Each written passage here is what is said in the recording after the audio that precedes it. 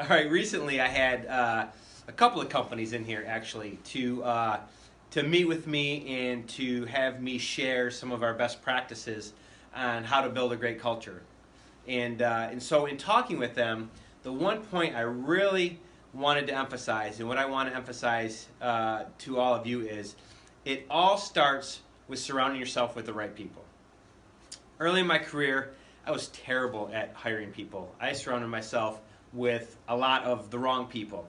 And I thought I could motivate them and fire them up and cast vision and get them to buy in and do all these things, and I just couldn't, bottom line. And what I realized was I had to start with the right people who had all the motivation and the work ethic and the attitude. All of that was already in them.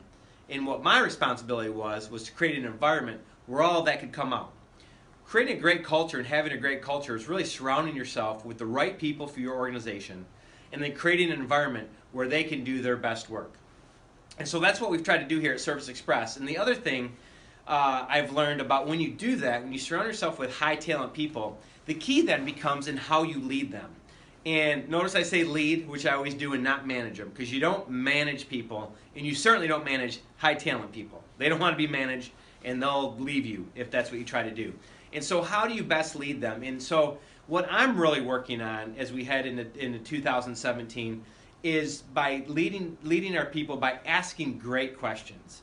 About a year and a half ago now, we partnered with a private equity firm here at Service Express in order to help us accomplish our future strategic objectives that we want to do.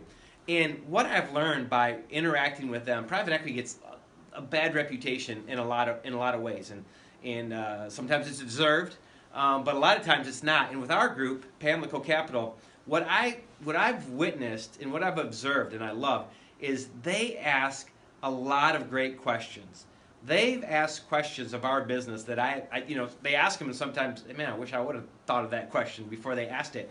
And I think that's a great way of leading. They've never once said, Ron, you have to do this, you have to do that. They're always asking questions, and I've tried to incorporate that into my leadership style here at Service Express. And I've been as guilty as any leader of being in meetings, and man, I've got the answers. You know, I've got experience. I've been down this road, and I want to give everybody the right answers and just teach them and coach them and have a big impact on them by answering all their questions. And there certainly is a time for that.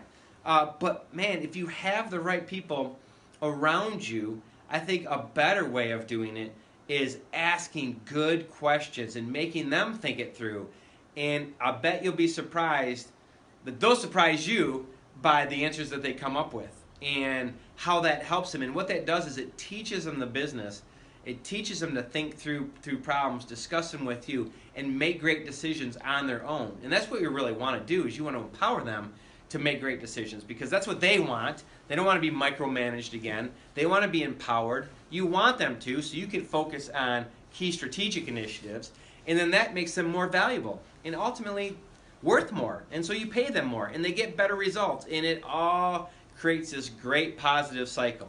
And so that's my focus for 2017, is leading by asking great questions, first surrounding yourself with the right people, create an environment where they can do their best work and they're recognized for it, and then lead them by asking great questions. Try this and let me know what you think.